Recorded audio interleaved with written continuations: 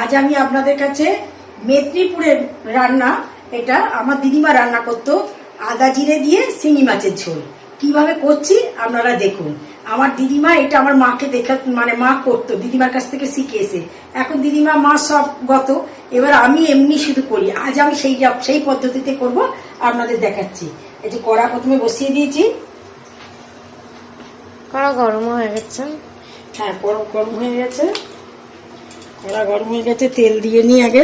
সর্ষের তেল? হ্যাঁ, এটা কিন্তু সর্ষের তেল দিয়ে করবেন, এটা কিন্তু অন্য কোনো তেল দিয়ে করবেন না।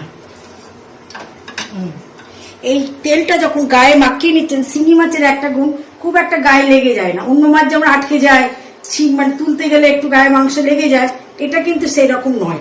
এই শিঙি মাছটা কিন্তু খুব, মানে শিঙি মাছ, ট্যাংরা মাছ, এগুলো কিন্তু এমনি হয়ে যায়। দাঁড়ান দেখাচ্ছে।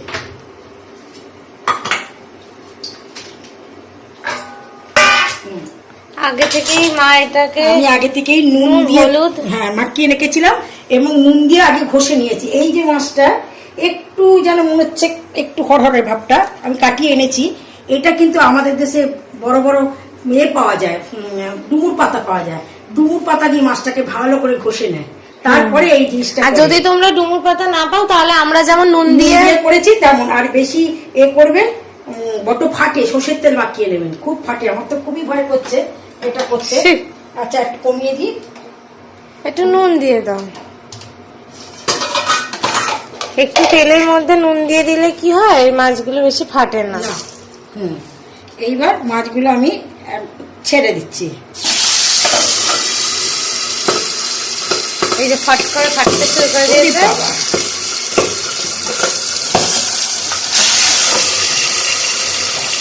চাপা দিয়েই ভাজবে। চাপা দিয়েই ভাজবে।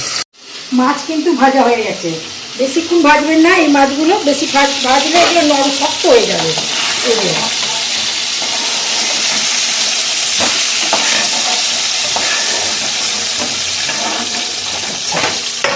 আচ্ছা, এই যে কড়াই তেলটা হয়েছে, কিন্তু অনেকটাই তেল দিয়েছিলাম আমি। হ্যাঁ, আচ্ছা, এইটাতে এই যে আদাটা, এটা কিন্তু বাটা নয়, এটা তো ছিপড়ানো মতন। এই আদা ক্রাশ করে নেওয়া। হ্যাঁ, একটুখানি খেতে নেওয়া মতন। কতটা দেবে? 2 গাঁট মতন দেবেন, এতটুকু মতো, ঠিক আছে, আঙুলের 2 গাঁট মতন। এতগুলো মাছ হলে, যদি এতগুলো মাছ হয়, তারপরে এইটা দেবেন। এইবার আদাটাকে কড়াই দিয়ে দিলাম। এবার আদাটা ভালো করে নেড়ে যখন গন্ধ বেরোবে, তখন দেখাচ্ছি আমি। আদাটা ভালো করে এটাকে করে নিতে হবে। আচ্ছা, এইবার আদাটা গন্ধ হচ্ছে, এবার আদাটাকে তুলে রাখছি। এটা করবে না? না, এইবার আদাটাকে তুলে রাখলাম, বুঝেছেন? এইবার এইতে একটু হাত ধুয়ে নিই, দাঁড়ান, একটু জিরে দিই, গোটা জিরে, আর কিচ্ছু না। অনেকে ফোড়নও দেয় না, আমি একটু ফোড়ন দিচ্ছি, ফোড়ন দেওয়া অভ্যাস তো, একটু ফোড়ন দিয়ে দিচ্ছি। ঠিক আছে। আচ্ছা, হয়ে গেছে ফোড়ন। এই কলা আর আলু আমি কেটে ধুয়ে রেখেছি, কাঁচকলা আর আলু। কটা কলা? 2টো কলা আর একটা আলু। এবার এগুলোকে ভালো করে ভাজবো, ভালো করে ভেজে নিতে হবে।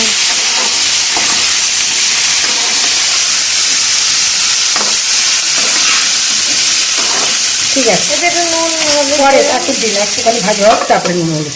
আপনাদের কাছে দেখাই, আমি একটা মশলা তৈরি করব। এইবার মশলাটা দেখুন, এই যে জারটা নিয়েছি, এতে গোটা জিরে দিতে বলছে। আমি গোটা জিরে দিচ্ছি না, এই কারণে আমার মায়েরা শিলে বেটে করতো তো, আমার শিল আছে, আমার ওইখানে ওই বাইরে একটা শিল আছে। এখন আনতে গেলে আমার হাতে ব্যথা, তারপরে সব থেকে কি ভালো করে ধুতে হবে, সে না আমি এক্ষুনি এনে বেটে আপনাদের দেখাতাম, কিন্তু আমি এই জন্য নিচ্ছি না। আমি গুঁড়ো করা জিরে নিচ্ছি, নিয়ে এবার মিক্সিতে ঘোরাবো। দাঁড়ান দেখাই। জিরে গুঁড়ো, জিরে গুঁড়ো, এই যে জিরে গুঁড়ো, জিরে গুঁড়ো, আর তার সঙ্গে এই 3টে লঙ্কা দিলাম, কাঁচা শুকনো লঙ্কা, 3টে না 4টে শুকনো লঙ্কা দিলাম, আর গরম মশলা, গোটা গরম মশলা। হ্যাঁ, গোটা গরম মশলা, এই যে গোটা গরম মশলা দিয়ে দিলাম, দিয়ে একটু জল দিয়ে একটা পেস্ট করে নিলাম। পেস্ট করে নেব, আপনাদের দেখাচ্ছি।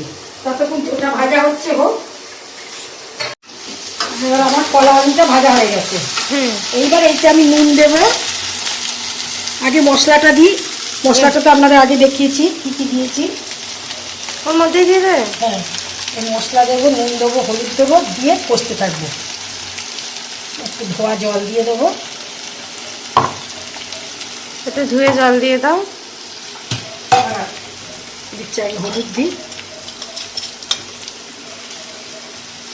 কাঁচকলা না একটু কালচে রঙের হয় ঝোলটা, কাঁচকলা পড়েছে যেহেতু। যদিও আমি নুন জলে ভিজিয়ে রেখেছিলাম।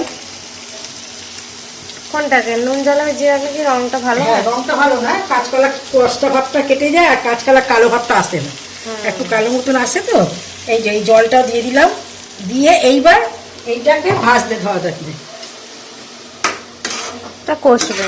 কষবে, এর পুরো জল বেরোবে, জল বেরিয়ে শুকিয়ে যাবে, তারপরে আপনাদের দেখাচ্ছি। আর আদাটা কিন্তু আমার বাটা রয়েছে কিন্তু এখনো। আদাটা দেবে না? এখন না, নাববার সময় আদাটা দিয়ে দেবো, মাছ দিয়ে দেবো। আচ্ছা ঠিক আছে, এটা কষো। আমার কলা আলুগুলো একদম সিদ্ধ হয়ে গেছে, মশলাটাও তৈরি হয়ে গেছে, এখন তেলও বেরিয়ে গেছে। এইবার আমি জল দেবো, পরিমাণ মতন জল দেবো, আর মাছটা দেবো। ফুটে উঠলে মাছও দেবো। হ্যাঁ, একটু টেনে নেবে এক্ষুনি, আর একটু ঝোল দিয়ে দেবে। এই কাঁচকলা দিয়ে যখন ঝোল করবেন একটু বেশি করে ঝোল দেবেন, কারণ জলটা না দিলে ও জলটা শুকিয়ে যায়, ভীষণ কাঁচকলা টেনে নেয়। আচ্ছা, এই যে ঝোল দিলাম, জল দিয়ে দিলাম, এবার ফুটে উঠুক, উঠলে আপনাদের সঙ্গে শেয়ার করছি। উঠলে মাছগুলোকে দিয়ে দেবো। আর এই আদাটা দেবো। হ্যাঁ, ভালোভাবেই হয়ে গেছে, এবার মাছগুলো দিয়ে দেবো। আগে থেকে ভেজে রাখা মাছগুলো দিয়ে দিয়ে একটু ফুটে উঠুক। এই মাছ আবার একটু না ফোটালে না, এই মাছ তারপরে ফলি মাছ শক্ত লাগে। এবার মাছগুলো ফুটুক, আর এই আদা বাটাটা এবার দিয়ে দিচ্ছি। এইবার এই আদা বাটাটা খুব সুস্বাদু হয়ে যাবে। আদা বাটাটা দিয়ে দিলাম। এটা মোটামুটি 5-10 মিনিট, 5 মিনিট 7 মিনিট, হ্যাঁ 5-7 মিনিট ফুটলেই আমাদের গরম গরম জিরে জিরে আদা দিয়ে শিঙি মাছের ঝোল রেডি হয়ে যাবে। হ্যাঁ, জিরে আদার শিঙি মাছ হয়ে যাবে।